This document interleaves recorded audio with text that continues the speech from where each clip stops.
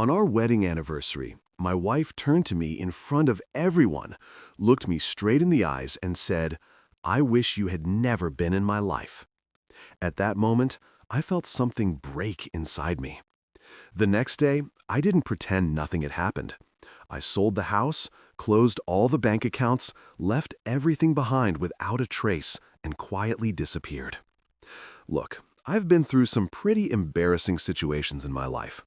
There was that time in college when I accidentally called my professor Mom during a thesis defense. There was the incident at my cousin's wedding where I caught the bouquet despite being a fully grown married man who wasn't even trying.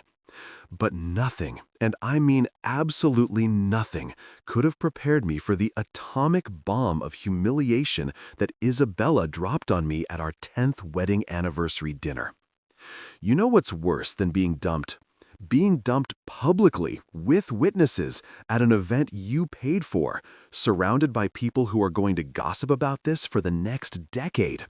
It's like getting fired via company-wide email, except the company is your entire social circle, and the severance package is just crippling embarrassment. So there we were at the Grand Imperial Hotel. And let me tell you, this place was the kind of fancy that makes you nervous about touching anything. Crystal chandeliers that probably cost more than my first car hung from ceilings so high you'd need a stepladder just to change a light bulb. The champagne was flowing like we'd struck liquid gold, which, given the prices they were charging, we might as well have. Everyone was dressed to the nines, dripping in designer labels and expensive cologne that smelled like, "I have more money than common sense." The women looked like they'd walked straight off a Paris runway, and the men looked like they owned the runway, the models, and probably the entire fashion district. My wife, Isabella Rossi, was standing there in this red silk dress that could stop traffic in 3 countries, looking like she'd been photoshopped by God himself. Her dark hair was swept up in some complicated style that probably required an engineering degree to achieve. And her makeup was so flawless she could have been a living Instagram filter. Me? I looked like a guy who thought showing up in a decent suit and remembering to trim his nose hair was the height of sophistication. I was proud of myself for matching my socks. Honestly, the evening had been going smoothly enough. If you ignore the fact that Isabella had barely looked at me all night, and her mother, Valentina, kept shooting me these little smirks that made me feel like I was the punchline to a joke I hadn't heard yet. People were mingling, laughing at things that weren't funny, because that's what you do at fancy parties when you're trying to impress people you secretly can't stand. The catering staff glided around like well-dressed ghosts, offering tiny portions of food that tasted amazing but left you hungrier than when you started. I'd already made my toast earlier in the evening, something safe and romantic about how Isabella was my rock, my inspiration, blah blah blah. All the greatest hits you're supposed to say when you're trying to convince everyone your marriage is solid. People had clapped politely, someone had said, "Aw," and I'd felt pretty good about myself. Mission accomplished, right? Wrong. So incredibly, devastatingly wrong. When Isabella stood up and grabbed the microphone, I figured she was going to return the favor with something equally sweet. Maybe she'd talk about our journey together, our struggles and triumphs, how we built this life brick by brick. Maybe she'd mention that trip to Italy where I got food poisoning but still insisted on seeing the Colosseum because I'm a trooper like that. I was actually smiling, looking around at our guests with this dopey expression of contentment, probably looking like an idiot who didn't know he was about to get emotionally murdered in front of everyone he'd ever met. The room quieted down, everyone turning their attention to Isabella, their faces expectant and warm. This was supposed to be the heartwarming moment where she professed her love and everyone got a little teary-eyed. Instead, she smiled at me, and I swear to God, it was the smile of a Bond villain who just activated their doomsday device. It was the smile of someone who'd been planning this moment for months, maybe years, and was finally getting to execute their masterpiece of destruction. "To my dear husband," she said, her voice clear and steady, projecting across the entire ballroom like she was accepting an Oscar for best performance in crushing someone's soul. "I wish you had never been in my life." The silence that followed was so profound you could have heard a pin drop from the bathroom 3 floors up. Someone gasped loud enough that it echoed. A fork clattered onto a plate somewhere to my left, the sound like a gunshot in the frozen moment. A woman in the back made this little squeaking noise like a mouse that had just witnessed a murder. My brain, bless its stupid optimistic heart, refused to process what had just happened for a solid 5 seconds.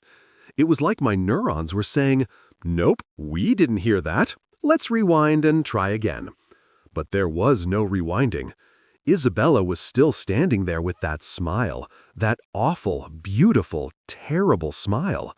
And everyone was staring at me like I'd just been diagnosed with a terminal case of public humiliation. My coping mechanism for emotional devastation, as it turns out, is apparently to become a stand-up comedian nobody asked for. I laughed, this weird, awkward sound that came out more like a bark than actual laughter, and said, "Oh, so no dessert then?"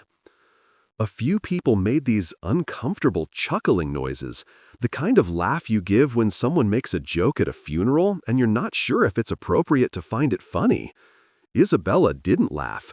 She just kept staring at me with those ice-cold eyes, like she was watching a documentary about an extinct species and feeling absolutely nothing. Her mother, Valentina, who'd always treated me like I was something she'd scraped off her Louboutins, looked positively delighted. She was practically glowing with schadenfreude, her eyes sparkling like it was Christmas morning, and I was the worst present anyone had ever received. My brother-in-law, Lorenzo, raised his glass slightly and leaned over to whisper, "Rough night, huh?" "Yeah, thanks for that brilliant observation, Lorenzo. Really appreciate the commentary from the peanut gallery during my public execution." I wanted to disappear. I wanted the floor to open up and swallow me whole, to transport me to another dimension where this hadn't just happened, where I was still the happy idiot who thought his marriage was solid. But the floor stayed stubbornly solid beneath my feet, and all those faces kept staring, some with pity, some with shock, and some, like Valentina, with barely concealed glee. Isabella handed the microphone back to the MC, smoothed down her dress with this casual gesture like she just commented on the weather rather than nuked our entire relationship, and walked off the stage. She didn't look back, not once, and somehow that hurt more than the words themselves. I stood there for what felt like an eternity, but was probably only 30 seconds, trying to figure out what the hell I was supposed to do next. Do I chase after her? Do I make another joke? Do I start crying right here in front of the city's elite and give them an even better story to tell at their next cocktail party? In the end, I did what any rational person would do in my situation. I grabbed my champagne glass, downed it in one gulp, and decided that tomorrow I'd figure out what to do with the rest of my suddenly very different life. Tonight, I was just going to stand here and marinate in the spectacular disaster that my 10th wedding anniversary had become. The penthouse felt different when I got back that night. It wasn't just cold, though the winter was doing its best impression of the Arctic tundra outside our floor-to-ceiling windows. No, this was a different kind of cold. The kind that seeps into your bones and makes you realize that expensive heating systems can't do anything about the ice forming in your chest. The city lights twinkled below like a million little witnesses to my humiliation. Each one probably occupied by someone who'd been at that dinner, already texting their friends about the spectacular public destruction of my marriage. I could practically hear the WhatsApp groups lighting up. "OMG, did you see what Isabella did to her husband?" Followed by a string of shocked face emojis and skull emojis and whatever other digital sympathy people offer when they're secretly thrilled they're not you. I stood in the doorway for a solid minute just staring into our home, or what used to feel like our home. Now it looked like a museum exhibit titled The Before Times, what this idiot thought his life was. Everything was exactly where we'd left it this morning when we'd gotten ready for the anniversary dinner. Isabella's coffee cup was still on the marble counter, a lipstick stain on the rim like a little signature of normalcy. The throw pillows on the couch were arranged in that specific way she liked. The magazines on the coffee table fanned out at precise angles. It all looked so perfectly domestic, so dishonestly peaceful. I half expected a voiceover to start narrating my life like I was in some tragic Russian novel, which, let's be honest, I basically was at this point. All I needed was some snow and a philosophical crisis, and boom, I could be in a Dostoevsky adaptation. Isabella didn't come home that night. I kept checking my phone like some pathetic teenager waiting for their crush to text back, watching the screen light up with notifications that were definitely not from my wife. My mom called, bless her heart, probably because someone had already informed her that her son had been verbally demolished in front of half of the social elite. I didn't answer. What was I going to say? Hey, Mom, yeah, turns out my marriage was a lie and I'm an idiot. How was your Tuesday? I got a text from my buddy Victor asking if I was okay, which I ignored because the answer was obviously no, and I wasn't in the mood to state the obvious.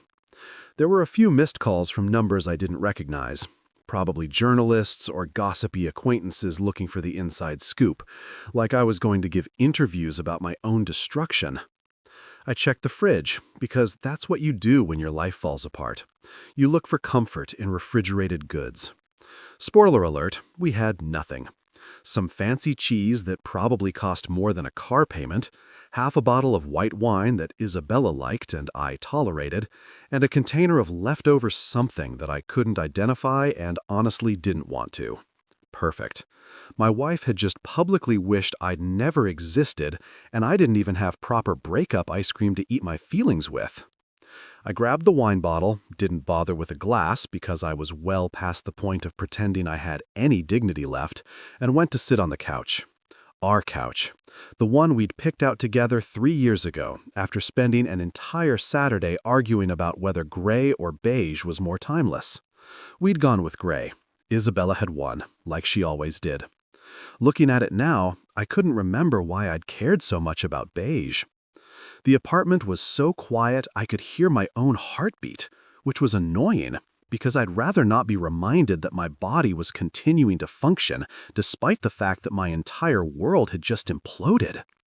I lay down on that expensive gray couch, staring up at the ceiling that we'd repainted last spring in something called Whisper White, which apparently was different from regular white in ways that cost an extra small fortune. The ceiling stared back at me, blank and unhelpful, offering no answers to the questions spinning through my head like a demented carousel. Why? How long had she been planning this? Was this some elaborate prank that I was too stupid to understand? Maybe hidden cameras were going to pop out and she'd laugh and say, "Gotcha," and we'd all have a good laugh about the time she pretended to nuke our marriage for entertainment purposes. But the cameras never appeared. And Isabella never came home. And I was left lying there like some tragic protagonist in a movie nobody wanted to watch. Her words kept replaying in my head on an endless loop, like the worst song that you can't get out of your brain no matter how hard you try. I wish you had never been in my life. Not I want a divorce, not I'm unhappy, not even I've met someone else. Just a complete erasure of our entire decade together, reduced to a single wish that I'd never existed in her world at all. It was almost impressive in its cruelty, like she'd workshopped different options and decided that total negation was the most effective knife to twist. I couldn't help but wonder if she'd practiced that line in the mirror, testing different deliveries until she found the one that would cause maximum damage. I laughed then, lying there in the dark with an empty wine bottle on my chest, and it came out bitter and sharp like broken glass. You and me both, sweetheart. I said to the empty apartment, to the designer furniture and the expensive art on the walls, and the life we'd built that apparently meant nothing. My voice echoed slightly in the silence, and even I could hear how pathetic I sounded, talking to myself like some unhinged hermit who'd forgotten how human interaction worked. But there was nobody else to talk to, and the alternative was sitting in complete silence with my thoughts, which seemed significantly worse. I must have fallen asleep at some point, because I woke up with my neck at an angle that would require a chiropractor and possibly divine intervention to fix. The early morning light was filtering through the windows, gray and cold, matching my mood perfectly. For about 3 beautiful seconds, I didn't remember what had happened. Then it all came rushing back like a highlight reel of my worst moments, and I groaned loud enough to disturb the neighbors. My phone showed 17 missed calls and 43 text messages, which seemed like a lot until I realized that most of them were probably from people I hadn't talked to in years who suddenly remembered I existed now that I was a walking disaster. Nothing from Isabella, though. Not a single word. No apology, no explanation, no "sorry I publicly destroyed you last night, my bad." Just silence. I dragged myself off the couch and caught a glimpse of myself in the hallway mirror. I looked like I'd been hit by a truck driven by disappointment and fueled by betrayal. My hair was sticking up in directions that defied physics. My suit was wrinkled beyond recognition, and my eyes had this hollow quality that suggested I'd seen things no man should see. Which, fair, I kinda had. I looked like my own before picture in one of those transformation stories. Except there was no after picture yet, just more before stretching out indefinitely into a future I hadn't planned for and didn't want. Something shifted in me then, standing there looking at my own wrecked reflection. It wasn't quite anger yet, and it wasn't really sadness anymore either. It was something colder, calmer, more dangerous. It was the feeling you get when you realize that the person you thought you knew never actually existed, and the life you thought you had was just a performance you'd been too blind to see through. It was clarity, sharp and painful and absolutely certain. By the time the sun had fully risen, painting everything in shades of gold that felt insulting given my circumstances, my heartbreak had transformed into something else entirely. The kind of calm that only comes before people do something dramatic. The kind of calm that meant tomorrow was going to look very different from yesterday. I walked to the window and looked out at the city that had witnessed my humiliation, and I made a decision. If Isabella wanted me out of her life, fine, I'd grant her wish, but I'd do it on my terms, in my way. And when I was done, she'd realize that some wishes come with consequences you didn't see coming. But first, I needed coffee and a plan. Probably in that order.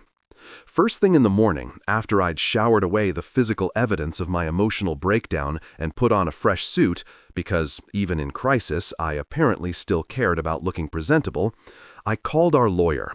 Marco Bianchi had been handling our affairs for the past 6 years, ever since we'd bought the penthouse and needed someone to navigate the nightmare of property law. He was one of those guys who looked like he'd been born in a gray suit.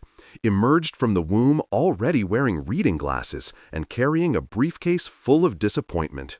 His office was downtown in one of those buildings that screamed, "We charge by the minute and you can't afford us."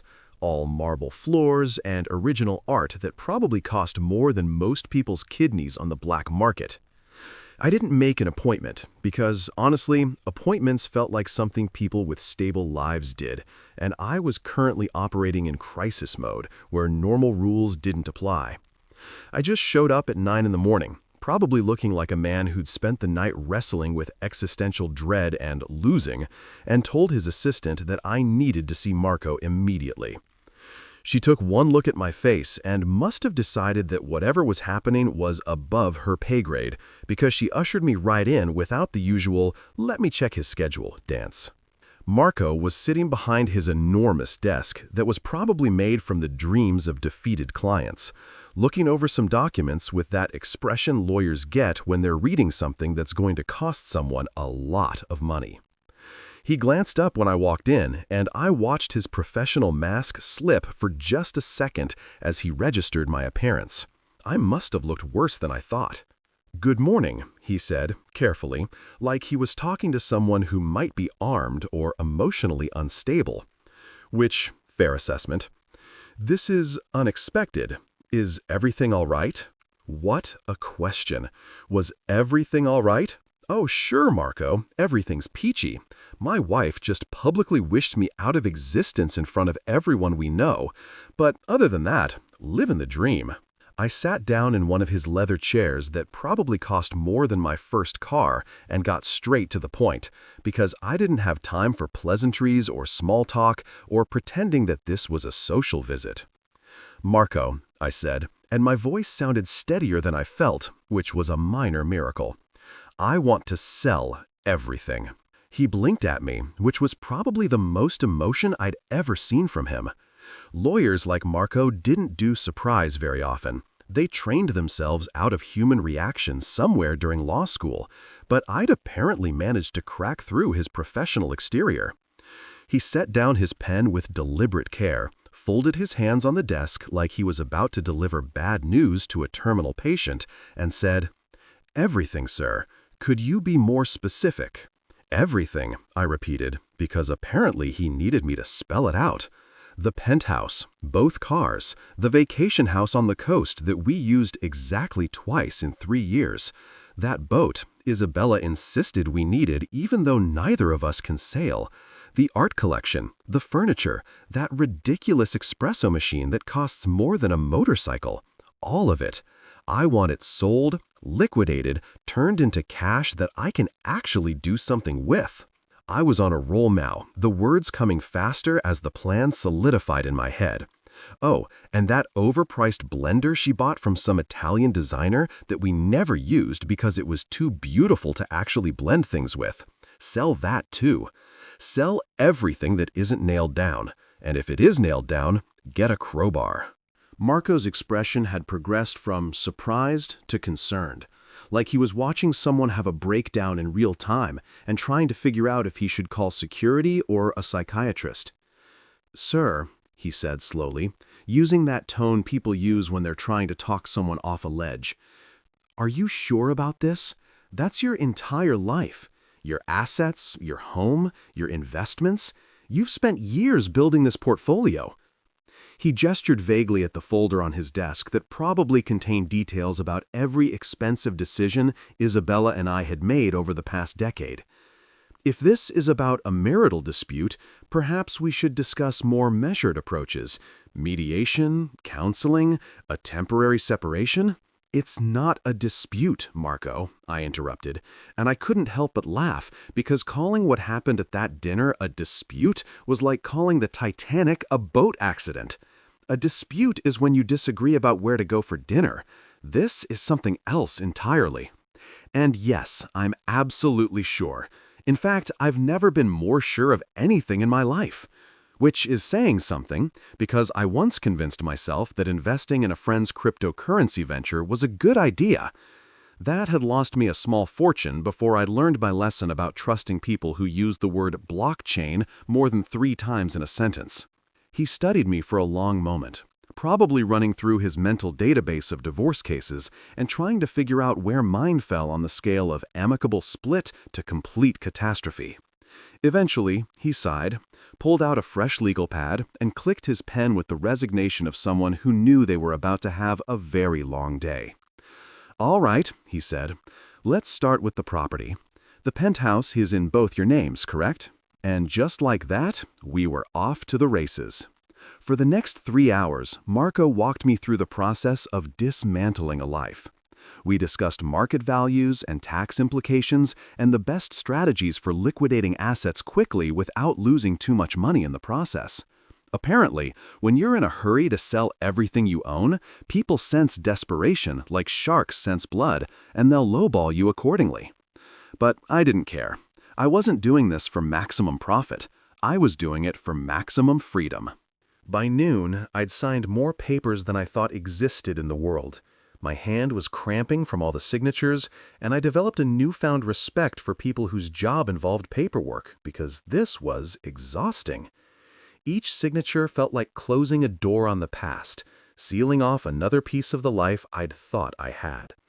Sign here to sell the penthouse where we'd hosted dinner parties and argued about throw pillows.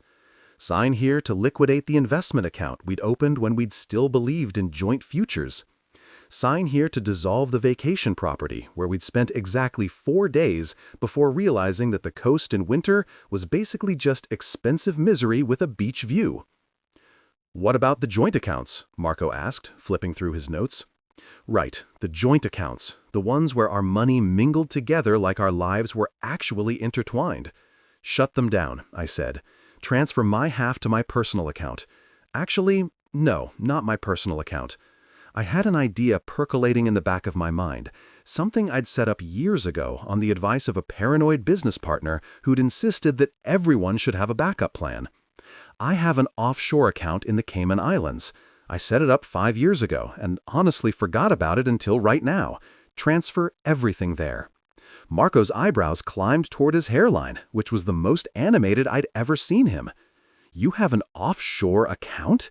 He sounded almost impressed, like I'd just revealed I was secretly a spy or an international man of mystery, instead of just a guy who'd listened to one too many podcasts about financial security. "Why?" I shrugged. "Paranoia, mostly. My business partner, Alessandro, convinced me it was smart to have funds somewhere that couldn't be easily accessed or frozen in case of emergencies. He was always going on about protecting assets and having contingency plans. At the time, I thought he was being ridiculous. Now I'm thinking maybe Alessandro was a genius and I should have listened to more of his conspiracy theories." "Well," Marco said, making a note, "in this case, his paranoia is serving you well. I'll have the transfers initiated by end of business today." He looked up at me, and for the first time since I'd known him, there was something almost human in his expression.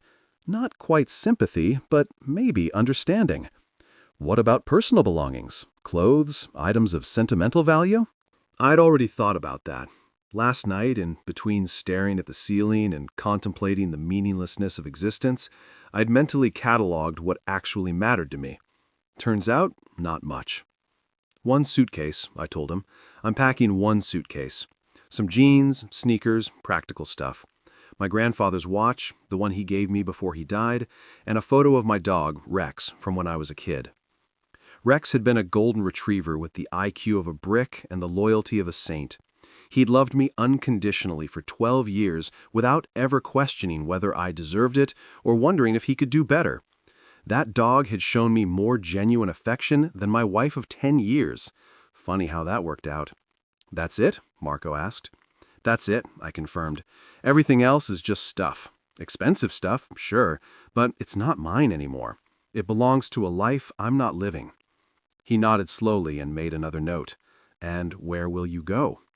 That was the million-dollar question, wasn't it? Where does someone go when they've just torched their entire existence? I smiled, and it felt genuine for the first time in 24 hours. Somewhere she'll never think to look. Somewhere I can figure out what the hell happens next. As I left Marco's office that afternoon, I felt lighter than I had in years, like I'd been carrying a weight I didn't know was there until I set it down. Florence wasn't my first choice for disappearing.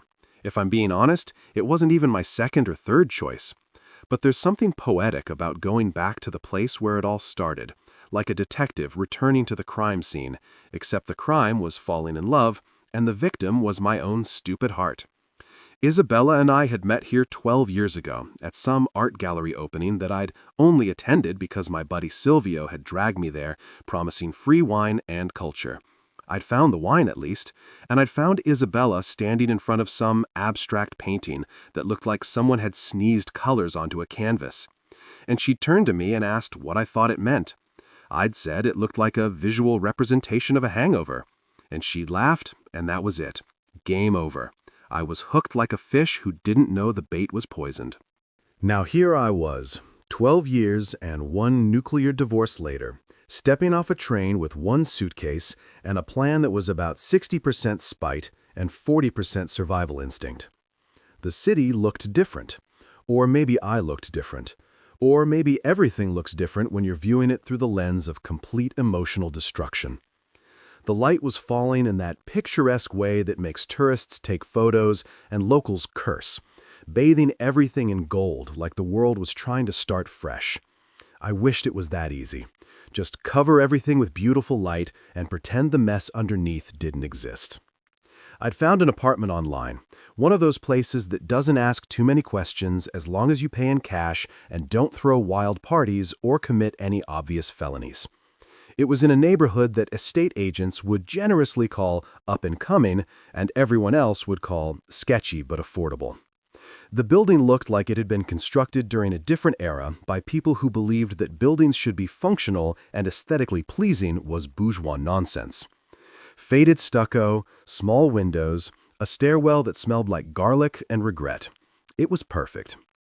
The landlord was a woman named Julia who looked like she'd seen every kind of human disaster and wasn't impressed by any of them.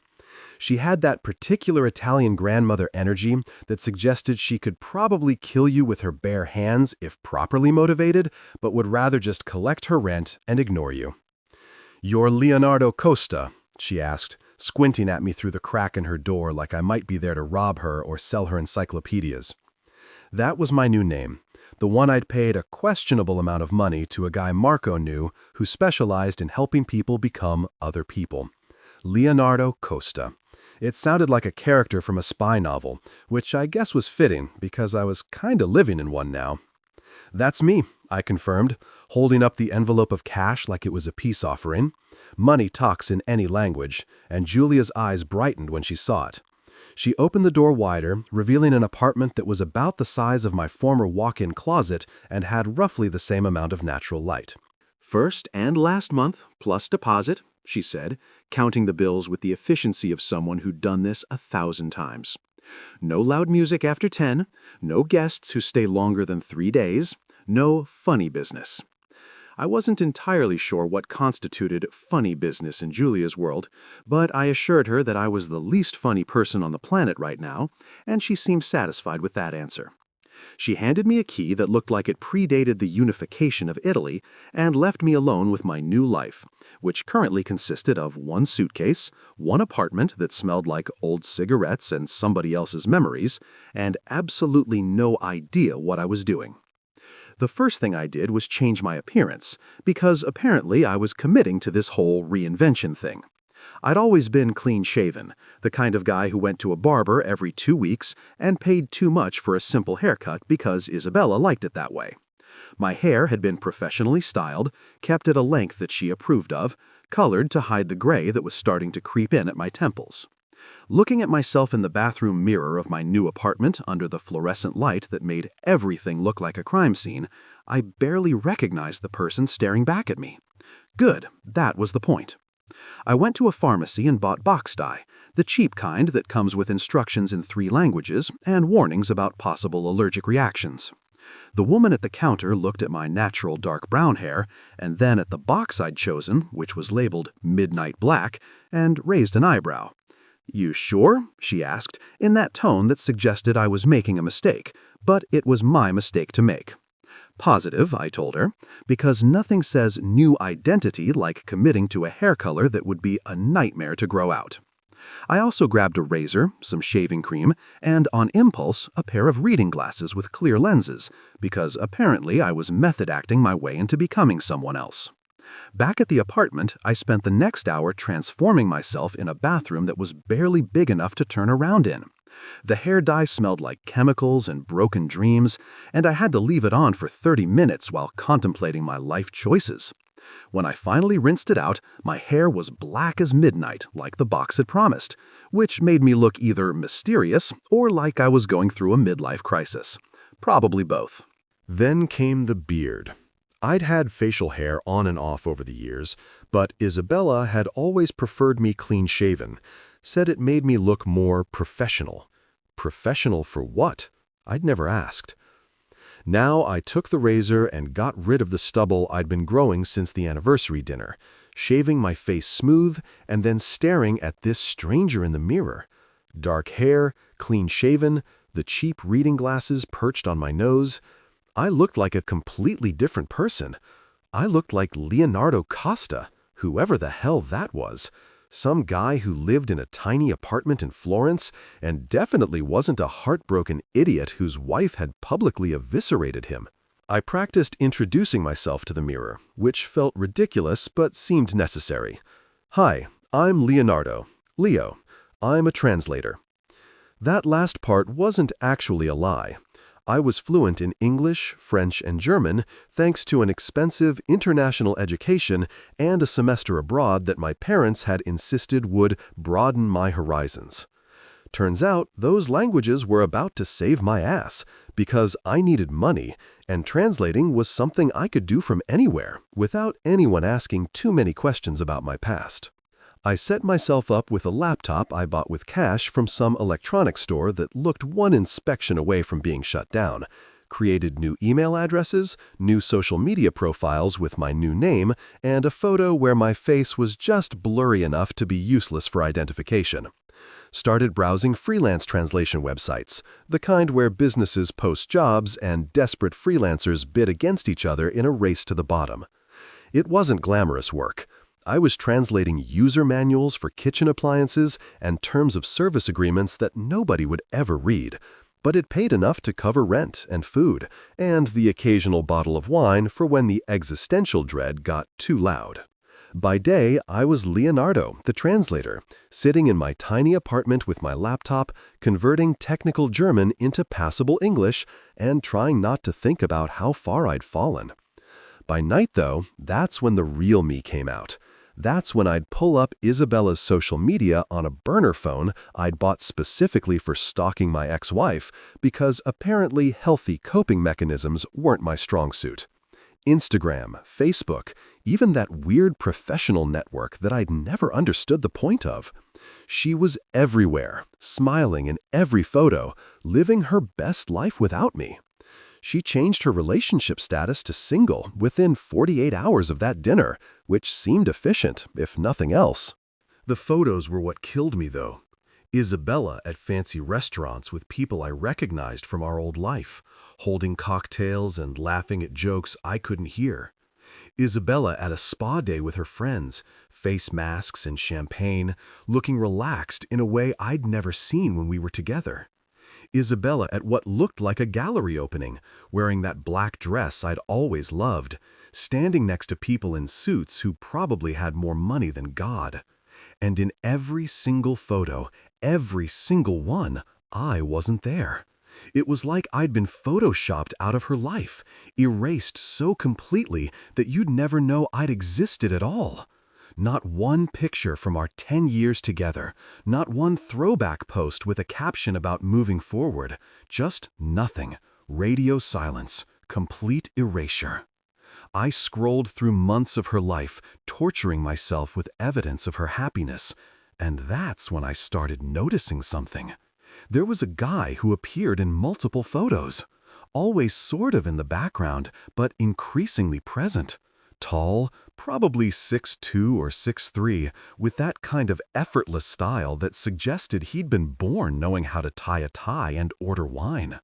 Dark hair slicked back, designer stubble that probably required more maintenance than my entire grooming routine. In the first few photos, he was just there, another face in the crowd. But as I scrolled forward in time, he got closer to Isabella, standing next to her, touching her arm, whispering something in her ear that made her laugh. And then there was a photo from just last week. Isabella and this mystery man at some charity gala, and his hand was on the small of her back in a way that was definitely not platonic. I zoomed in on his face, screenshotted it, and started doing what any rational person in my position would do: obsessive internet stalking. Reverse image search, social media deep dives, the whole stalker starter pack. Took me about an hour, but I found him. Ricardo DeSantis, business partner at Isabella's company. 38 years old, graduated from some fancy business school in London, drove a car that cost more than most people's houses. His Instagram was private, but his Facebook was public. And oh, look, there he was with Isabella at a business conference from 6 months ago. 6 months ago, when we were still married. When I was still under the delusion that my wife loved me. My hands were shaking as I set the phone down, staring at the water-stained ceiling of my apartment and processing this new information. Obsessively scrolling through your ex-wife's social media at 3 a.m. is one thing. But if you really want to know what someone's up to, you need professional help. Not the therapy kind, though I probably needed that too. I'm talking about the kind of help that comes with a trench coat, a smoking habit, and questionable ethics. I needed a private investigator, and not just any private investigator. I needed someone who operated in that gray area between legal and let's not talk about how I got this information. Marco had given me a name before I left, scrawled on a piece of paper like we were in a spy movie. Giovanni Russo. The way Marco had said it, with this mix of respect and fear, told me everything I needed to know. This was a guy who got results and didn't ask permission. Finding Giovanni wasn't difficult. Guys like him don't exactly hide. They operate in plain sight, tucked away in offices above Chinese restaurants or convenience stores, places where the rent is cheap and nobody pays attention to who's coming and going. His office was in a building near the Arno River that looked like it had survived both world wars and several renovation attempts, none of them successful. The directory in the lobby was one of those old boards with plastic letters that you slide into slots, half of them missing or replaced with numbers that didn't match. 3rd floor, suite 3B. No name, just a number. Perfect. I climbed the stairs because the elevator had an out-of-order sign that looked like it had been there since the Cold War, and honestly, I didn't trust old machinery with my life, even on a good day. The stairwell smelled like cigarettes and decisions people regretted, which seemed appropriate. When I found Suite 3B, the door was unmarked except for a small brass plaque that said, "Consultations by appointment only." I knocked anyway, because I'd learned that appointment only usually meant I'm probably here but want to seem more important than I am. The door opened after about 30 seconds, revealing a man who looked exactly like you'd imagine an Italian private investigator would look if central casting was being really obvious about it. Mid-50s, maybe older, with gray hair cut military short and eyes that had seen too much and remembered all of it. He was wearing a button-down shirt with the sleeves rolled up, slacks that had seen better days, and an expression that suggested I was interrupting something important, which I probably was. A cigarette dangled from his lips like it had been surgically attached there, and the office behind him was thick with smoke, despite the window being cracked open. "Giovanni Russo?" I asked, though I knew it was him. "Who else would it be?" He looked me up and down with the kind of assessment that made me feel like he'd already read my entire life story and found it moderately disappointing. "Depends on who's asking," he said in a voice that sounded like he'd gargled gravel for fun. Classic detective answer. Mysterious, non-committal, probably practiced in the mirror. "Marco Bianchi sent me," I said. And that was apparently the magic password, because his expression shifted from suspicious to merely cautious. He stepped aside and gestured for me to come in, which I did, trying not to cough as I entered what had to be the smokiest room in all of Florence. The office was exactly what you'd expect. A cluttered desk covered in files and coffee cups, a wall of filing cabinets that probably contained enough dirt on people to blackmail half the city, a laptop that looked like it had been manufactured during the Bronze Age, and photographs tacked to a corkboard with red string connecting them like some conspiracy theorist's fever dream. There was a worn leather couch against one wall that I suspected doubled as a bed on nights when Giovanni didn't feel like going home, and a mini-fridge in the corner that I'd bet money only contained beer and possibly some questionable takeout. He gestured to one of the chairs across from his desk, and I sat down, grateful that it at least seemed structurally sound. So, Giovanni said, settling into his own chair with the ease of someone who'd spent approximately 10,000 hours sitting in that exact spot, Marco doesn't send people to me unless they're in trouble or about to cause trouble. Which one are you? I appreciated his directness. No small talk, no pretense, just straight to the point. Little bit of both, I admitted, and pulled out the envelope I'd prepared. Inside was a significant amount of cash, which was probably either too much or not enough.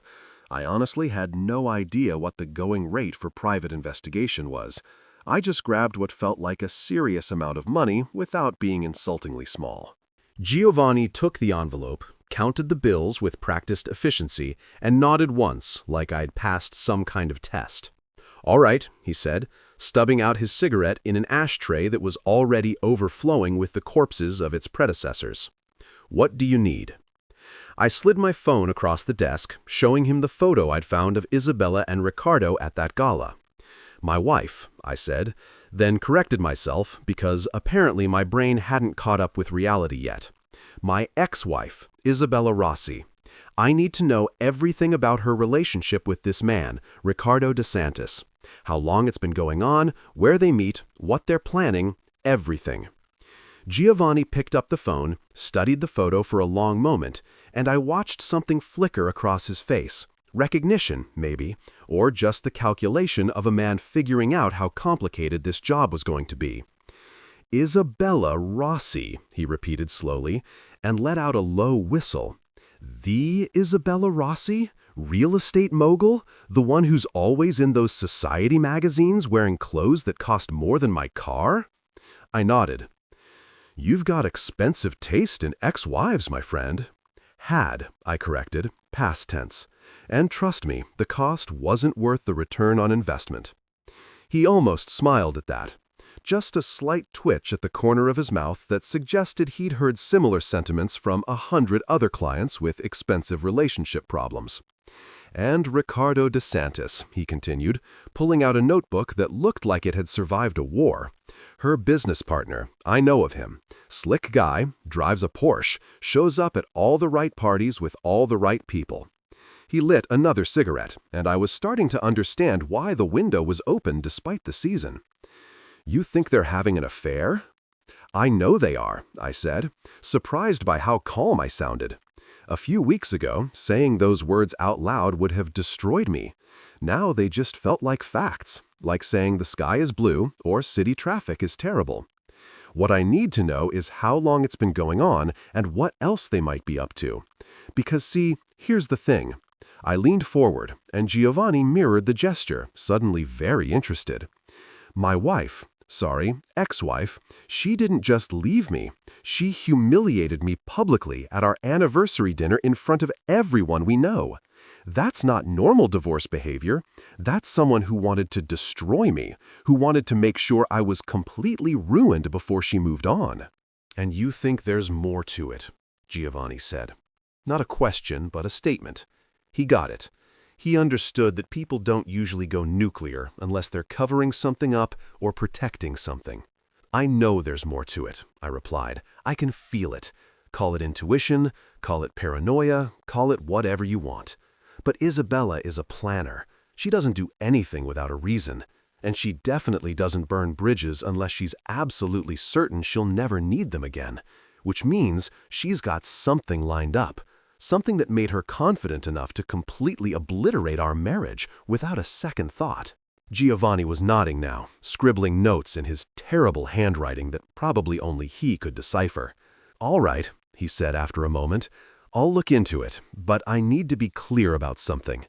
He fixed me with a stare that made me feel like I was being interrogated. "Men like me, we don't ask questions about why you want this information. We don't judge, we don't counsel. We just find facts and deliver them. But we also don't get involved in anything illegal. I'll follow them, I'll photograph them, I'll find out what they're doing and who they're doing it with. But if you're planning something that crosses lines, that's on you, not me. Understood?" "Understood," I assured him, though privately I wasn't entirely sure what I was planning. Revenge? Justice? Just the satisfaction of knowing I was right. Probably all three mixed together with a heavy dose of spite. I'm not looking to do anything crazy. I just need to know the truth, the whole truth, not the sanitized version Isabella would tell me. Giovanni seemed satisfied with that answer. "Give me 2 weeks," he said, standing up to shake my hand. His grip was firm, the handshake of someone who'd learned that in a different era when handshakes actually meant something. "I'll tail them, see what I can find. Don't call me, I'll call you.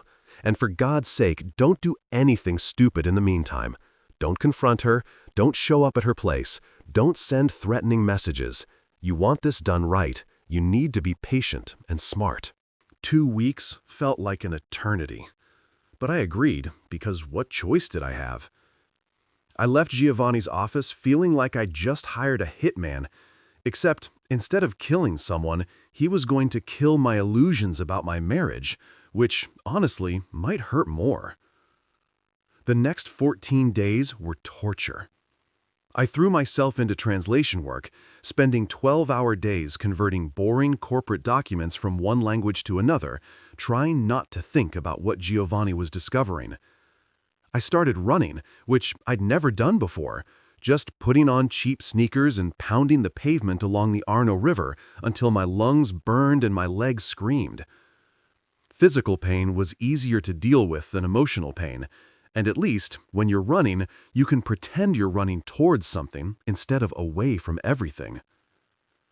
Giovanni called on day 15, his voice crackling through the burner phone I'd given him. "We need to meet," was all he said, and the tone told me he'd found something. Something big. We met at the same cafe where we'd first talked, a place called Cafe Dante that was trying very hard to be literary and artistic, but mostly just served overpriced coffee to tourists and locals who should know better. Giovanni was already there when I arrived, sitting at a corner table with a folder in front of him and that same cigarette-hungry expression that seemed to be his default. I sat down across from him, my heart pounding in a way that had nothing to do with the running I'd been doing. Giovanni slid the folder across the table like he was passing classified documents in a Cold War exchange, except, instead of state secrets, it contained photographic evidence of my wife's betrayal. Ex-wife. I really needed to get that correction tattooed on my brain. The folder was thick, which seemed like a bad sign. In my experience, nothing good ever came in thick folders. Thick folders meant complications, meant layers of problems you hadn't anticipated, meant your life was about to get significantly more interesting in the worst possible way. I opened it slowly, half afraid of what I'd find. And the first thing I saw was a photo of Isabella and Ricardo at what looked like a hotel entrance. The Excelsior, if I wasn't mistaken, which was one of those places that charged more for a night than most people made in a month. They were laughing, his arm around her waist, and she was looking up at him with an expression I recognized because she used to look at me that way. Used to. Past tense. Everything about my marriage was past tense now. "They've been meeting there every Tuesday and Thursday for the past 6 months, Giovanni said, his voice flat and professional like he was reading a weather report instead of documenting the systematic destruction of my marriage. "Always the same room, presidential suite.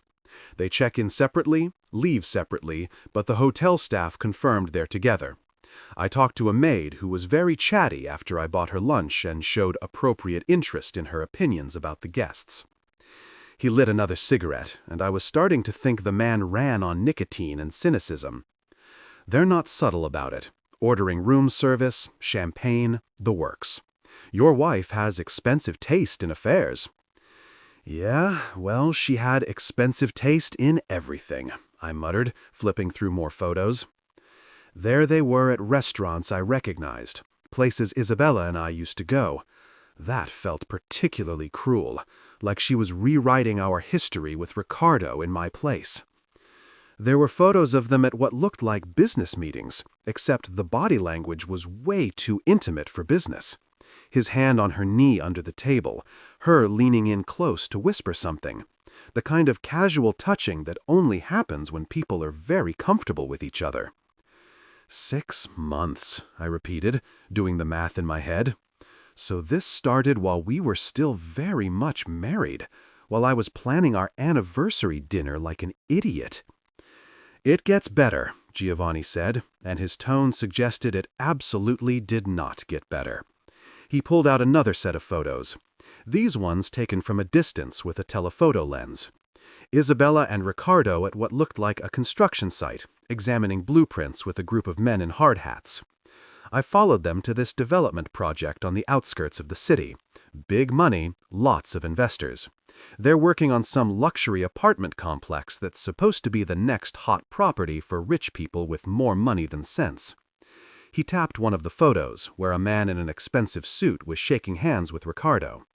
That's Lorenzo Valenti. Know him? I squinted at the photo. The name sounded vaguely familiar, the kind of name you hear at parties when people are trying to impress each other with their connections. Should I? Giovanni leaned back, and the chair creaked in protest. Valenti is connected, and when I say connected, I mean the kind of connections that make people nervous. Money laundering, fraud, possibly some light weapons trading on the side. Nothing proven, of course, because guys like him are very good at keeping their hands clean, but he's been on the authorities' radar for years. That got my attention. I set down my coffee cup, which I'd been holding more for something to do with my hands than because I actually wanted to drink from it. The coffee was terrible anyway, burnt and bitter, matching my mood perfectly. You're telling me Isabella and Ricardo are doing business with a criminal? Giovanni shrugged. I'm telling you they're doing business with a guy who associates with criminals. Could be they don't know. Could be they do know and don't care. Could be they're actively involved in whatever shady stuff he's up to. That's what you hire me to find out, right? Well, I'm finding out, and it's messy. He pulled out more documents from the folder, photocopies of what looked like financial records. I've got a guy who works in property registration. He owes me favors from way back. These are records of shell companies, money moving through accounts registered in Cyprus and the Cayman Islands. Your wife's name shows up. So does Ricardo's. So does Valenti's. They're moving a lot of money around, and not in ways that suggest everything is above board. I stared at the numbers, feeling my anger shift into something colder and more calculating. This wasn't just an affair. This was bigger. Isabella hadn't just cheated on me emotionally. She'd possibly been using our marriage as cover for whatever financial crimes she was committing with her lover and their shady business partner. There's more, Giovanni said, because apparently the universe had decided I needed to be hit with every possible betrayal in one sitting. He pulled out his phone, scrolled through some files, and turned the screen to face me. These are text messages. I've got a contact who can access phone records if the price is right and the cause is just. Your wife and Ricardo have been very busy texting each other. Want to read them, or should I give you the highlights? I grabbed the phone, scrolling through messages that made my blood pressure spike with every word. Can't wait for Tuesday. He's so clueless. It's almost sad. After the anniversary, it'll all be over. That one stopped me cold. After the anniversary? The anniversary where she'd publicly humiliated me.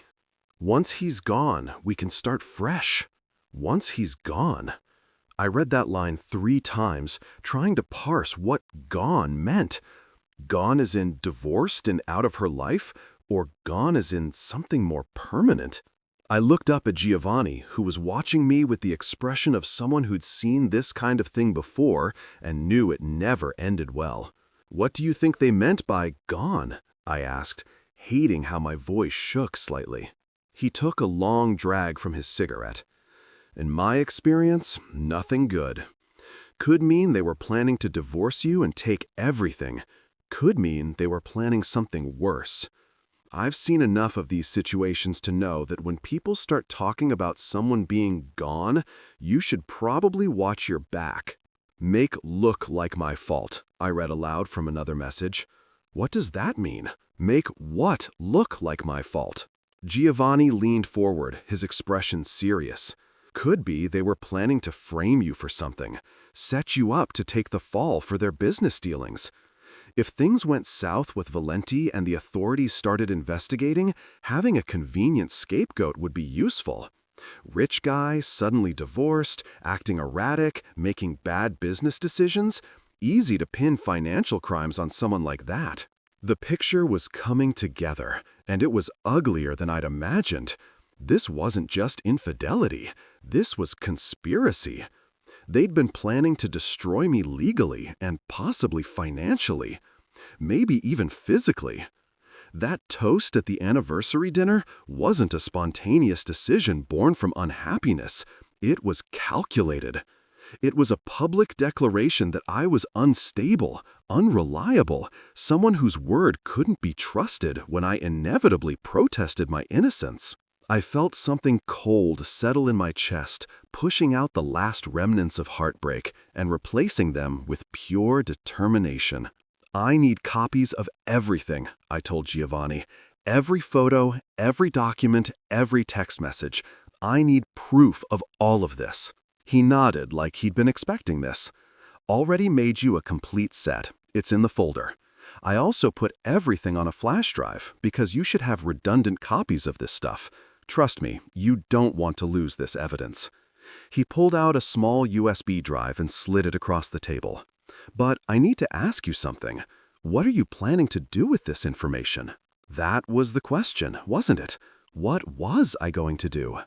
I could go to the police, but with Isabella's connections and money, they'd probably just bury it. I could confront her directly, but that would tip her off that I knew, and she'd have time to cover her tracks, or worse, accelerate whatever plan she had for getting me gone. I could disappear even further, take my money and run to some country without an extradition treaty, and spend the rest of my life looking over my shoulder. None of those options felt right. None of them felt like justice. I don't know yet, I admitted, but I'll figure it out. And when I do, I want to make sure it's airtight. No room for error. No way for them to weasel out of it. Giovanni studied me for a moment, then nodded slowly. All right, but let me give you some advice, free of charge. Whatever you're planning, be smart about it. People like Isabella and Ricardo, they've got resources. They've got connections.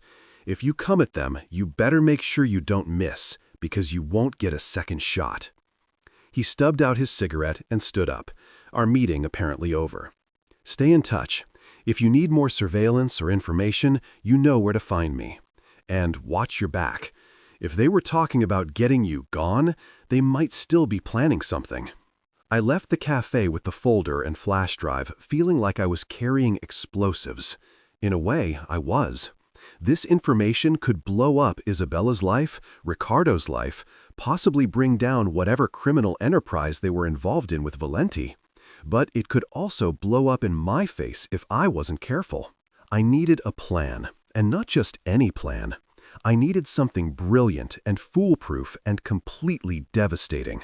I went back to my tiny apartment and spread everything out on the floor. Photos and documents, creating a map of betrayal across the worn carpet. My laptop sat nearby, and I stared at it for a long moment before a thought occurred to me. Isabella always thought she was smarter than me. It was one of her favorite subtle put-downs, the way she'd explained things like I was a child who needed extra help understanding basic concepts. She thought she was clever, covering her tracks, playing her games. But Isabella had one fatal flaw that I'd always known about but never thought to exploit. She was terrible with passwords. She used the same password for everything. Love Isabella 2010, the year we'd started dating. She'd never changed it, not once in 12 years, despite me suggesting multiple times that using the same password for every account was a security nightmare. She'd just laugh and say, "Who would want to hack me anyway? I'm not that interesting." Turns out she was more interesting than I'd thought, just not in good ways. I opened my laptop and navigated to the email provider we both used.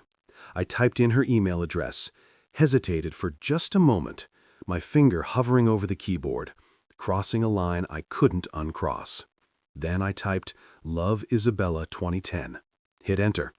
And just like that, I was in. Her entire digital life spread out before me like a book I'd been given permission to read. Emails from Ricardo, emails from Valenti, emails from lawyers and accountants and people I'd never heard of. I started at the beginning, months back, and began reading everything, downloading everything, building a case against my own wife that would make prosecutors weep with joy.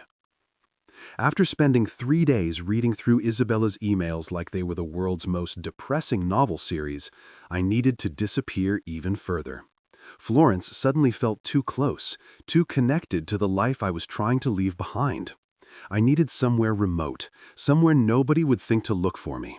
Somewhere I could process everything I'd learned and figure out my next move without worrying about Isabella or Ricardo or their criminal buddy Valenti showing up to make me gone in the permanent sense. So naturally, I decided to move to the Alps, because when you're having an emotional breakdown and planning revenge, why not do it somewhere where the temperature can literally kill you if you're not careful? I found a village called Santa Lucia, which sounded like something out of a fairy tale, but was actually just a collection of buildings in the middle of nowhere, surrounded by forests and mountains and the kind of isolation that makes you question your life choices. The kind of place where the postal service came once a month if you were lucky, and the nearest grocery store was a 3-hour drive away. Perfect. I told Giovanni where I was going because someone needed to know in case I died of exposure or bear attack, and he looked at me like I'd announced I was moving to the moon. "The Alps?" he'd said, shaking his head. "That's not running away. That's running to the edge of the earth and then jumping off. You sure about this?" I wasn't sure about anything anymore, but I went anyway. The train ride took forever. Hours upon hours of watching the landscape change from city to countryside to increasingly hostile wilderness. I shared a compartment with an old man who was whittling something that might have been a bear or might have been a punishment. I couldn't tell.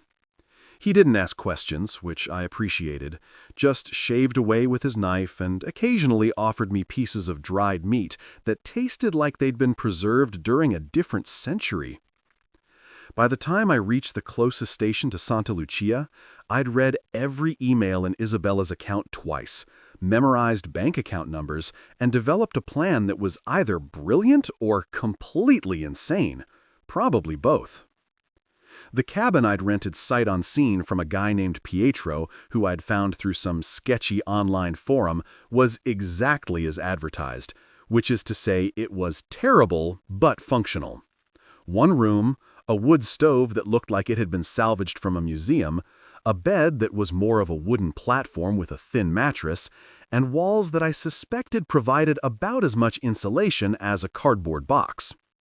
The windows were small and frosted over, and there was a persistent draft that came from everywhere and nowhere simultaneously. The bathroom was an outhouse about 50 feet from the cabin, which meant any midnight bathroom trips required getting fully dressed and potentially encountering wildlife. Living the dream, truly. But you know what? It was perfect. Nobody knew where I was. Nobody could find me, even if they tried. I had no neighbors, except for the occasional deer who wandered by and stared at me through the window like I was the intruder in his forest, which, fair point, I was. I spent my days chopping wood, because that's what you do in the Alps if you want to not freeze to death. And let me tell you, chopping wood is surprisingly therapeutic. Every swing of the axe felt like I was cutting through my old life, splitting it into pieces small enough to burn. I got pretty good at it, too. Turned out I had a lot of aggression to work through, and wood was a much healthier target than the alternative. The nights were harder. When the sun went down, which it did very early and very thoroughly in the alpine winter, the darkness was absolute. No streetlights, no car headlights, no ambient glow from the city. Just darkness so complete it felt like being inside a cave. I'd sit by the wood stove, reading by lamplight because electricity was spotty at best, working my way through literature, because apparently my brain decided this was the perfect time to get cultured. I read all the greatest hits of misery. It felt appropriate. I was living in a cabin in the mountains, reading about other people's suffering, and somehow finding it comforting. This was either character development or a complete psychological breakdown, and honestly, I wasn't sure there was much difference anymore. I called Giovanni once a week using a satellite phone that I'd bought from a guy who asked no questions and took cash. The connection was terrible, lots of static and delay, like talking to someone on the moon. But Giovanni's updates came through clearly enough. "She thinks you're dead," he told me one night, his voice crackling through the interference. "Not literally dead, but dead to the world. She's been telling people you had a breakdown after the divorce, that you disappeared, that she's worried about you." The last part made me laugh so hard I almost dropped the phone. Isabella worried about me? Please. The woman who'd wished me out of existence was now playing the concerned ex-wife card? That was rich. "What's she telling them exactly?" I asked, watching snow fall outside my window in sheets so thick I could barely see the trees 20 feet away. "That you couldn't handle the split," Giovanni said. "That you became unstable, made some poor financial decisions, and vanished." She's painting herself as the victim here, the poor woman whose husband fell apart and abandoned everything. Some people are buying it, others not so much. But she's got enough credibility and sympathy that most of her social circle is taking her side. Of course they were. Isabella was always good at controlling narratives, shaping stories to make herself look good. It was one of her talents, right up there with picking out expensive wine and destroying people's lives. "Let her think I'm broken," I said, and I meant it. Let her think she won. Let her get comfortable and confident and careless, because that's when people make mistakes. Giovanni was quiet for a moment, and when he spoke again, his voice was careful, measured. "What are you planning, friend? Because I've been doing this job for a long time, and I know that tone. That's the tone of someone planning something big." I smiled at my reflection in the frosted window, barely recognizing the bearded, weathered face staring back at me.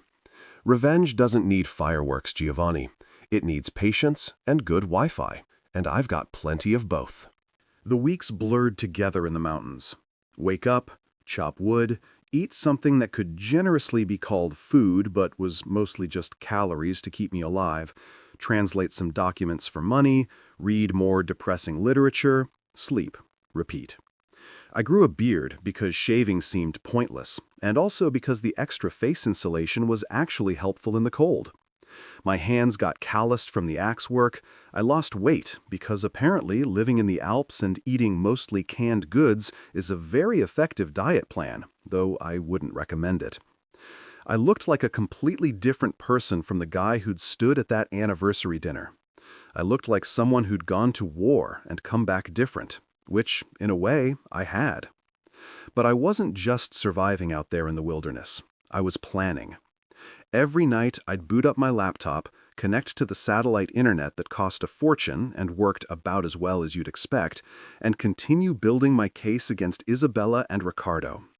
I downloaded everything from Isabella's email before she could realize someone had accessed her account. Every incriminating message, every financial document, every piece of evidence that proved they weren't just having an affair, but were actively involved in fraud and money laundering. I organized it all, created folders and subfolders, cross-referenced dates and amounts, built a timeline of their criminal enterprise that would make prosecutors salivate. I found out things I wish I hadn't, like how they'd laughed about me, called me the puppy in their messages, because apparently I was so trusting and loyal it was funny to them. How they discussed the best way to humiliate me at the anniversary dinner. How Isabella had actually practiced her toast to make sure it had maximum impact. How they planned to frame me for their money laundering scheme, setting up accounts in my name, forging my signature on documents, creating a paper trail that would lead investigators straight to me while they walked away clean. It was sophisticated, I had to admit. Evil, but sophisticated. There were moments alone in that cabin with nothing but the wind howling outside and my thoughts howling inside, when I wondered if I should just let it go. Take my money, disappear to some tropical beach, change my name permanently, and live out my days as someone else entirely. Let Isabella and Ricardo have their criminal empire and their affair and their perfect life built on lies. I could be free of all of it, free of the anger and the hurt and the burning need for justice that was consuming me from the inside out. But then I'd remember her face at that dinner, that smile that said she thought she'd won. And I'd know I couldn't let it go. Not because I still loved her, I definitely didn't anymore, but because people like Isabella and Ricardo needed to learn that actions have consequences and betrayal has a price. My sister Sophia called one night, somehow getting through on the satellite phone despite the interference. "Are you alive?" were her first words, which seemed like a reasonable question, given that I'd basically vanished off the face of the earth. "Depends on your definition of alive," I told her. "I'm breathing, eating, existing. Is that alive?" She sighed, and I could picture her shaking her head in that way she did when I was being difficult. Everyone's worried. Mom's worried, Dad's worried, I'm worried. Isabella is telling everyone you had a breakdown. The way she said Isabella's name suggested she wasn't buying whatever story my ex-wife was selling. "I did have a breakdown," I admitted, "but I'm putting myself back together, just in a different configuration. Like reverse Humpty Dumpty. All the pieces are there, they're just arranged differently now." Sophia was quiet for a moment. "Where are you? And please don't say the Alps, because that would be insane." I looked around at my cabin, at the wood stove and the frozen windows and the complete isolation, and smiled. "Would I lie to you?" "Yes," she said immediately. "You absolutely would." "Fair point. I'm somewhere safe," I told her. "Somewhere I can think clearly without distractions. I'll come back when I'm ready, when everything's in place." "When what's in place?" she asked. "Just trust me, and tell Mom and Dad I'm fine." 3 months into my alpine exile, Giovanni called with news that made me drop the piece of wood I'd been about to throw into the stove. "They're making their move," he said, his voice cutting through the static like a knife. "Big shipment coming in next week. Warehouse on the outskirts of the city. Whatever they've been planning, this is it." My heart started racing in a way that had nothing to do with the physical labor I'd been doing. This was it. The moment I'd been waiting for. The opportunity I'd been preparing for during all those cold nights reading their emails and building my case. "Tell me everything," I said, grabbing a notebook and pen, because suddenly my isolated cabin in the middle of nowhere felt like a command center. Giovanni rattled off details that he'd pieced together from following them, bribing the right people, and generally being excellent at his job. Isabella and Ricardo were meeting with Valenti and several other men at an old factory that had been abandoned for years, the kind of place that probably had more rats than square footage. They were moving a shipment of something. Giovanni wasn't entirely sure what, but the money involved was substantial. Millions changing hands, documents being signed, the kind of transaction that definitely wasn't legal and definitely wasn't something you want documented. "When?" I asked, already mentally planning my return. "Next Thursday night, 11 p.m. I've got the exact address." He paused, and I could hear him lighting another cigarette through the phone. "What are you thinking of doing? Because if you're planning what I think you're planning, you need to be very careful. These aren't people you want to mess with." I smiled, looking at my reflection in the dark window, barely recognizing the bearded, hardened man staring back at me. "I'm thinking it's time to come home, Giovanni. Time to remind Isabella that some ghosts don't stay buried." The journey back felt surreal, like I was traveling back in time to a life that had belonged to someone else. I cleaned up a bit before leaving, trimmed my beard to something less mountain man and more guy who made deliberate style choices, put on clothes that didn't smell like wood smoke and isolation. But I kept the edge, the hardness that 3 months of chopping wood and plotting revenge had given me. I needed that edge for what was coming next. Giovanni met me, and his eyes widened when he saw me. "You look different," he said, which was probably the understatement of the century. "I am different," I replied. We spent the next few days preparing. Giovanni showed me surveillance photos of the warehouse, the layout, the usual security measures. It was perfect for what they were doing, isolated enough that nobody would notice unusual activity, but still accessible enough for trucks and vehicles to come and go. The building itself was massive, one of those industrial complexes that had been built to last forever and now just sat there decaying gracefully, waiting for someone to either renovate it or tear it down. There were multiple entrances, plenty of places to hide, and most importantly, plenty of places to observe without being seen. "The meeting's scheduled for 11, Giovanni said, pointing to a spot on the map where he'd marked the main entrance. "They usually show up separately. Isabella first, then Ricardo, then Valenti and his associates. They think they're being careful, but they're predictable. Same pattern every time." I studied the layout, memorizing exits and sightlines. "How many people are we talking about?" Giovanni considered. "Isabella, Ricardo, Valenti for sure. Probably 4 or 5 other guys. Valenti's muscle and business partners. They're not going to be armed, probably. This is supposed to be a business transaction, but I wouldn't bet my life on it." Thursday night arrived cold and clear. The kind of winter night where your breath freezes in the air and every sound carries further than it should. I dressed in all black, not because I was trying to be dramatic, but because blending into shadows seemed like a practical choice. Giovanni drove me to a spot about half a mile from the warehouse, a location where his car wouldn't be noticed, but where I could approach on foot. "You've got the camera?" he asked for the 3rd time. And I held up the small device that I'd bought specifically for this.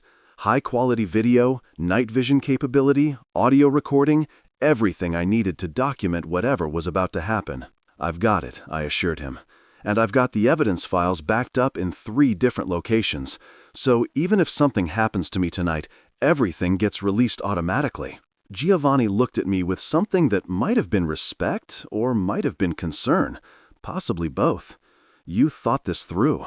"I've had a lot of time to think," I replied. 3 months in the Alps with nothing but my thoughts and questionable canned meat makes you very thorough. I approached the warehouse on foot, moving carefully through the shadows of other abandoned buildings that surrounded it. The area was like a graveyard of industry, concrete and rust and broken windows as far as you could see. It would have been depressing if I wasn't so focused on my mission. I found a good vantage point, an old loading dock area that had a clear view of the main entrance, but was high enough and dark enough that I'd be invisible. I settled in, camera ready, and waited. Isabella arrived first, exactly like Giovanni had predicted. She pulled up in her Mercedes, all sleek lines and expensive German engineering, and stepped out wearing that red coat she'd always loved. Even from a distance, even knowing everything I knew about her now, she was still beautiful. That was the worst part. How someone could be so beautiful on the outside and so ugly on the inside. She looked around nervously, checking her phone, and then walked into the warehouse like she owned the place, which, knowing Isabella, she probably thought she did. Ricardo showed up 10 minutes later in his Porsche, because of course he drove a Porsche. He was tall and confident, moving with the kind of ease that came from never having faced real consequences for anything in his life. That was about to change. I watched him enter the warehouse, and then I waited for Valenti and his crew. They arrived in 2 black SUVs that screamed, "We're definitely doing something illegal," parking in a way that blocked the main entrance like they were worried about needing to make a quick exit. I moved closer, finding a broken window on the 2nd floor that gave me a perfect view of the main floor below. The warehouse was mostly empty, except for some old machinery and crates, but they'd set up a makeshift meeting area with a table and chairs that looked ridiculous in the cavernous space. I started recording just as they all gathered around the table. Isabella stood next to Ricardo, close enough that their shoulders touched, and I felt nothing. No jealousy, no pain, just cold satisfaction that I was about to catch them in the act. Valenti was speaking, gesturing to papers on the table, and I adjusted the camera zoom to capture everything. Even without hearing every word, the scene was clear. Money changing hands, documents being signed, a shipment being discussed with hand gestures that suggested large quantities of something they definitely shouldn't be moving. Isabella laughed at something Ricardo said, touching his arm, and I captured that, too. Every moment of their criminal conspiracy, every piece of evidence prosecutors would need. "Once he's gone, we're untouchable," Ricardo said, his voice carrying in the empty warehouse, and I realized he was talking about me. "I told you," Isabella whispered, but her voice carried too. He was too soft, too trusting. We could have robbed him blind, and he wouldn't have noticed until it was too late. She was right about that. I had been too soft, too trusting. But soft things can harden when you leave them in the cold long enough, and I'd spent 3 months in the Alps freezing into something new. I didn't stick around to watch the rest of their meeting. I had everything I needed on camera. Every incriminating word and gesture captured in high definition. I climbed down from my perch carefully, making sure not to make any noise that would alert them to my presence. The last thing I needed was Valenti's muscle coming after me before I could execute the final phase of my plan. Giovanni was waiting where I'd left him, engine running, looking nervous in a way I'd never seen from him before. "You get it?" he asked as soon as I climbed into the car. I held up the camera like it was a trophy. "Every single second. It's beautiful, Giovanni. Netflix-worthy." We drove to a location I'd scouted earlier, a 24-hour internet cafe that catered to insomniacs and people doing things they probably shouldn't be doing online. Perfect for my purposes. I uploaded everything to the cloud, made copies, and then sat down to compose the most important email of my life. The recipient? Chief Inspector Carlo Marino of the Financial Crimes Division, a man whose reputation for hating corruption was legendary. I'd done my research during those long Alpine nights. Marino was incorruptible, a rare breed in law enforcement, and he'd been trying to nail people like Valenti for years. "Dear Inspector Marino," I typed, my fingers flying across the keyboard with purpose. "I'm writing to provide evidence of an ongoing criminal enterprise involving fraud, money laundering, and illegal weapons trading." I attached everything. The emails from Isabella's account, the financial records, the photos Giovanni had taken, and the video from tonight. Years of criminal activity, packaged and delivered with a bow. I hit send at exactly 2:47 a.m. and felt something release in my chest that I hadn't known was there. The police moved fast, faster than I'd expected, which suggested that Marino had been waiting for exactly this kind of gift. By dawn, SWAT teams had surrounded the warehouse. I watched from a safe distance as they stormed in, and the satisfaction was better than any therapy could have provided. Isabella's scream echoed across the empty industrial complex when they slapped handcuffs on her wrists. Ricardo tried to run, which was honestly hilarious considering he was surrounded by armed officers. Valenti just stood there, looking resigned, like he'd always known this day would come. The morning news was poetry. Billionaire Isabella Rossi arrested in multi-million-dollar fraud scheme. The headline scrolled across every channel, accompanied by her mugshot that somehow managed to make her look both furious and terrified. Ricardo's photo was next to hers, and he looked like a raccoon who'd been caught raiding someone's trash can.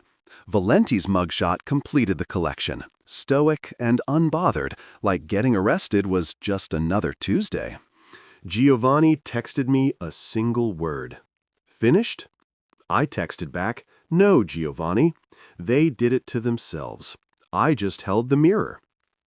Then I turned off my phone, walked out of the cafe into the dawn, and smiled for the first time in months.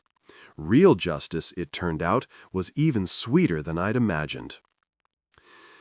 Lisbon smells like salt and freedom, which sounds poetic but is actually just accurate. The sea breeze comes off the Atlantic every morning, carrying with it the promise that yesterday doesn't matter and tomorrow is yours to design. I live in a small apartment in Alfama now, the old district where the streets are so narrow you can touch both walls if you spread your arms wide enough.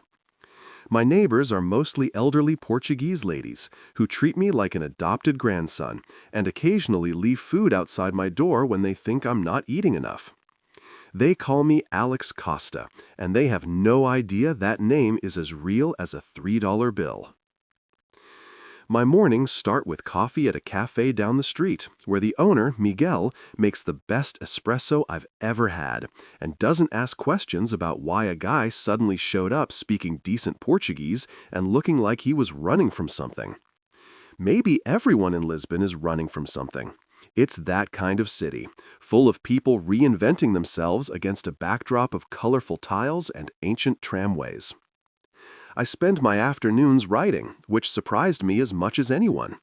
Turns out I have stories to tell now, though I change the names and locations because I'm not completely stupid.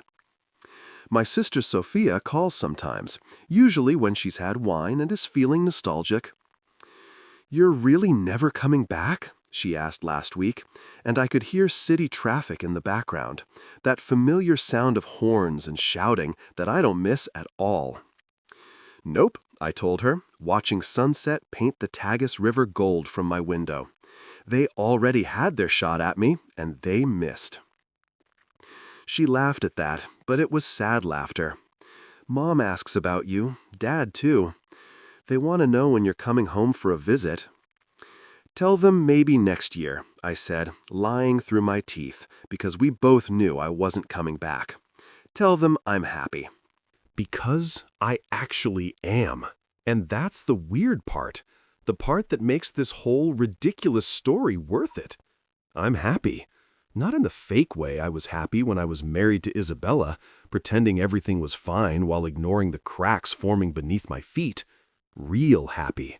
The kind that comes from knowing exactly who you are and not apologizing for it.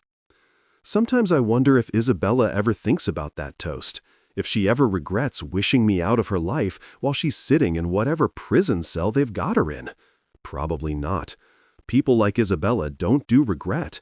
They do excuses and justifications and blame everyone else for their choices. But if she does ever think about it, late at night when the prison is quiet and there's nothing to distract her from her thoughts, I hope she remembers this. She wished I'd never been in her life. Now, I'm not. And honestly, that's the happiest ending I could have written. Living well isn't just the best revenge. It's the only revenge that actually matters. Opus. The protagonist's world shatters at his 10th wedding anniversary when his wife, Isabella, publicly declares, "I wish you had never been in my life." This calculated humiliation before their entire social circle breaks something inside him. Refusing to accept this betrayal, he executes a cold, meticulous plan. The next day, he vanishes, selling their luxurious penthouse, cars, and assets, liquidating their shared life, and transferring the funds to a forgotten offshore account. Adopting a new identity, Leonardo Costa, he disappears into a Spartan existence in Florence, fueled by a desire for the truth. He soon discovers Isabella's affair was merely the surface. She and her lover were deeply enmeshed in a sophisticated fraud and money laundering scheme with a dangerous businessman. They had planned to frame him for their crimes, making his public breakdown a key part of their strategy. From a remote alpine cabin, he methodically gathers evidence, hacking emails and compiling an irrefutable dossier. His revenge is not violent, but judicial and absolute. He delivers the entire body of evidence directly to an incorruptible financial crimes inspector. The resulting police raid captures Isabella and her accomplices in the act, leading to their very public arrest and the complete collapse of their criminal enterprise. Having orchestrated their downfall from the shadows, he finds genuine peace and freedom, finally living a quiet, happy life in Lisbon, having learned that the most profound revenge is a life well lived, entirely on his own terms.